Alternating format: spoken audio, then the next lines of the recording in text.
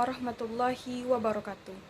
Baiklah Bapak dan teman-teman semuanya, perkenalkan nama saya Indah Fadila, NIM 20042218.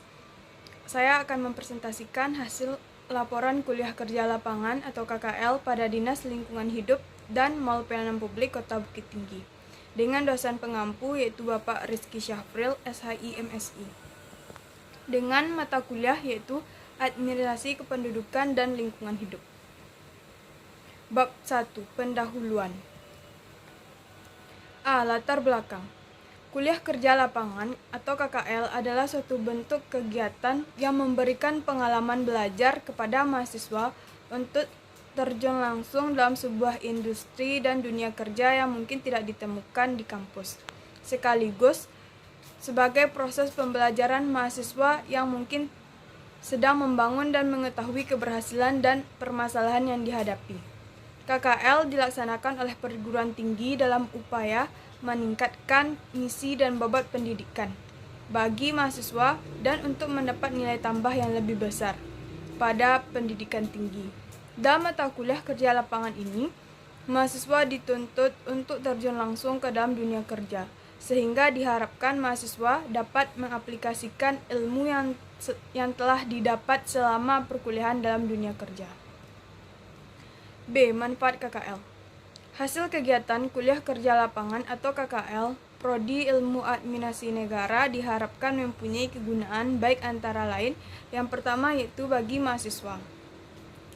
Yang pertama yaitu sarana dalam melatih keterampilan mahasiswa sesuai dengan pengetahuan yang diperoleh selama mengikuti perkuliahan.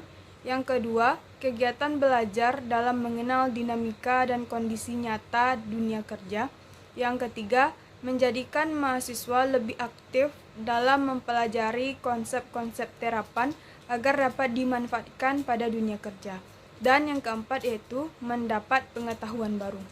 Bagi universitas, dari kegiatan kuliah kerja lapangan atau KKL, Prodi Ilmu Administrasi Negara 2022 dapat meningkatkan kerjasama yang baik antara pihak universitas dan tempat yang dijadikan objek KKL. C. Rumusan masalah. Sesuai dengan hasil kunjungan dalam kerja lapangan yang telah dilaksanakan pada tanggal 24 pada Dinas Lingkungan Hidup Kota Bukit Tinggi dan 25 Oktober 2022 pada Mall Pelayanan Publik Kota Bukit Tinggi, adapun permasalahan yang dibahas adalah sebagai berikut. Yang pertama, pengelolaan sampah oleh Dinas Lingkungan Hidup Kota Bukit Tinggi. Yang kedua, masalah yang dihadapi oleh Dinas Lingkungan Hidup Kota Bukit Tinggi. Yang ketiga, upaya yang sudah dilakukan oleh Dinas Lingkungan Hidup Kota Bukit Tinggi. Dan yang keempat yaitu layanan publik berbasis elektronik di Mall Pelayanan Publik Kota Bukit Tinggi. Bab kedua, kajian teori. Yang pertama yaitu dampak peningkatan jumlah penduduk terhadap lingkungan. Indonesia merupakan salah satu negara berkembang yang mengalami peningkatan jumlah penduduk yang cukup signifikan. Peningkatan jumlah penduduk dalam artian kependudukan tidak dapat dipisahkan dari lingkungan sebagai ruang yang ditempati oleh makhluk hidup, termasuk benda mati lainnya. Salah satu faktor yang dapat mempengaruhi timbulnya masalah lingkungan adalah kependudukan. Pertambahan penduduk yang tinggi menyebabkan ledakan penduduk. Hal ini akan sangat mempengaruhi kualitas kelestarian dan keseimbangan lingkungan dalam suatu wilayah. Jumlah penduduk Indonesia mengalami peningkatan waktu ke waktu. Peningkatan jumlah penduduk tersebut ternyata membawa dampak negatif bagi lingkungan. Dampak yang terjadi pada lingkungan akibat peningkatan jumlah penduduk antara lain, yang pertama yaitu pencemaran lingkungan oleh limbah atau sampah rumah tangga. Yang kedua, berkurangnya ketersediaan air bersih. Yang ketiga, berkurangnya ketersediaan udara bersih. Yang keempat, berkurangnya ketersediaan ruang dan lahan pertanian. Semakin banyak jumlah penduduk, maka risiko terjadinya pencemaran semakin tinggi. Jumlah air yang dibutuhkan semakin banyak. Ketersediaan udara bersih semakin berkurang dan ketersediaan ruang dalam lahan pertanian semakin sedikit. Kualitas lingkungan dapat menurun akibat banyaknya sampah atau pencemaran lain.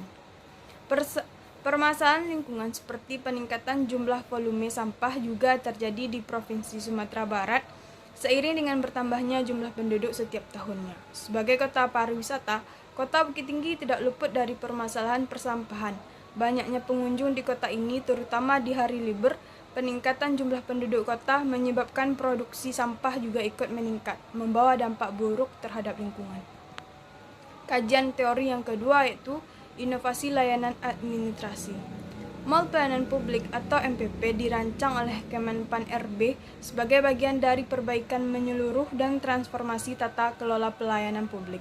Menggabungkan berbagai jenis pelayanan pada satu tempat, penyederhanaan dan prosedur serta integrasi pelayanan pada mall pelayanan publik akan memudahkan akses masyarakat dalam mendapat berbagai jenis pelayanan, serta meningkatkan kepercayaan masyarakat kepada penyelenggaraan pelayanan publik. MPP dirancang oleh Kemenpan RB sebagai bagian dari perbaikan menyeluruh dan transformasi tata kelola pelayanan publik. Dengan pelayanan publik, pelayanan akan menjadi ringkas dan transparan. Tidak ada pungutan yang tidak resmi. Jika ada yang memakai retribusi daerah, bisa langsung dibayar loket bank yang telah disediakan. Bab ketiga yaitu pembahasan. Yang pertama yaitu pengelolaan sampah oleh Dinas Lingkungan Hidup Kota Bukit Tinggi. Program-program yang diberikan oleh Dinas Lingkungan Hidup Kota Bukit Tinggi khususnya di bidang pengelolaan sampah yaitu penataan kebersihan lapangan di sekitar Jam Gadang dengan kegiatan optimalisasi penyapuan dan pengangkutan, memberi informasi kaitannya dengan kondisi informasi dan data mengenai kondisi lingkungan hidup daerah, juga mempengaruhi upaya mendeteksi secara dini berbagai kemungkinan munculnya permasalahan lingkungan hidup dari berbagai sektor. Terlebih dalam upaya untuk menyelesaikan permasalahan lingkungan hidup yang telah terjadi. Dinas Lingkungan Hidup Kota Bukit Tinggi juga menyediakan fasilitas pembersih dan pengangkutan sampah seperti truk sampah, gerobak dorong, pick up, kompaktor, becak motor, dan lain sebagainya. Namun upaya yang selama ini digunakan pemerintah dalam pengelolaan sampah adalah membentuk tempat pembuangan sementara atau biasa disebut dengan TPS. Diketahui saat ini Kota Bukit Tinggi memiliki 18 unit tempat pembuangan sampah sementara atau TPSS yang tersebar di tengah pemukiman masyarakat. Pembahasan yang kedua yaitu mengenai masalah yang dihadapi oleh Dinas Lingkungan Hidup Kota Bukit Tinggi dalam pengelolaan sampah Kota Bukit Tinggi.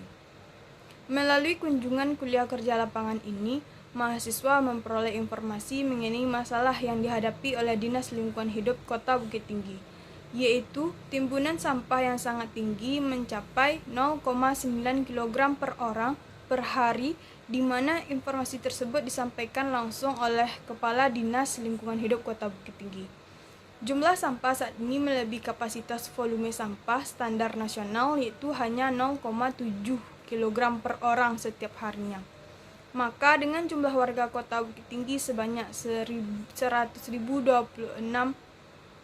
orang, seharusnya volume sampah hanya 80 ton per hari. Namun pada kenyataannya volume sampah di Kota Bukit Tinggi mencapai 120 ton per harinya. Hampir 60% dari keseluruhan sampah di Kota Bukit Tinggi adalah sampah organik dengan 16% sampah plastik, di mana sampah organik tidak dapat diolah sepenuhnya karena sampah tersebut belum terpilih antara yang organik dan non-organik. Dan yang ketiga yaitu layanan publik berbasis elektronik di Mall Pelayanan Publik Kota Bukit Tinggi. Mall Pelayanan Publik Kota Bukit Tinggi mulai beroperasional melayani masyarakat pada tanggal 4 Januari 2021. Hadirnya MPP Kota Bukit Tinggi adalah sebagai instansi penyedia layanan untuk berkolaborasi dalam memberikan pelayanan yang cepat, nyaman, dan aman kepada masyarakatnya. Adapun layanan berbasis elektronik di Mall Pelayanan Publik Kota Bukit Tinggi yaitu menggunakan sistem yang pertama yaitu SIMBG atau Sistem Informasi Manajemen Bangunan Gedung. SIMBG sendiri merupakan aplikasi berbasis web yang terintegrasi dengan Online Single Submission atau OSS untuk perizinan khusus izin mendirikan bangunan atau IMB dan persetujuan bangunan gedung atau PBG, sehingga masyarakat dapat mengajukan permohonan secara online kapan saja di mana saja selama ada akses internet. Selanjutnya yang kedua itu Si Cantik, aplikasi cerdas layanan perizinan terpadu untuk publik. Si Cantik merupakan aplikasi yang dikembangkan oleh Kementerian Komunikasi dan Informatika sebagai aplikasi umum dalam penyelenggaraan perizinan terpadu satu pintu di daerah guna mendukung implementasi sistem online single submission atau OSS. Yang ketiga yaitu OSS RBA, Online Single Submission Risket Biset Operates. Sistem perizinan berusaha yang menjadi kewenangan menteri atau pimpinan lembaga gubernur dan bupati atau wali kota yang terintegrasi secara elektronik. Baiklah, selanjutnya yaitu kesimpulan. Permasalahan lingkungan yang diakibatkan oleh sampah menjadi permasalahan yang serius yang ditangani oleh Dinas Lingkungan Hidup Kota Bukit Tinggi. Upaya untuk menanggulangi telah dilakukan oleh Dinas Lingkungan Hidup Kota Bukit Tinggi. Selanjutnya, inovasi pelayanan publik berbasis elektronik pada Mall Pelayanan Publik Kota Bukit Tinggi telah memberikan kemudahan kepada masyarakat yang berada di Kota Bukit Tinggi. Sekian presentasi dari saya. Apabila terdapat kesalahan, saya mohon maaf. Saya akhiri dengan Assalamualaikum warahmatullahi wabarakatuh.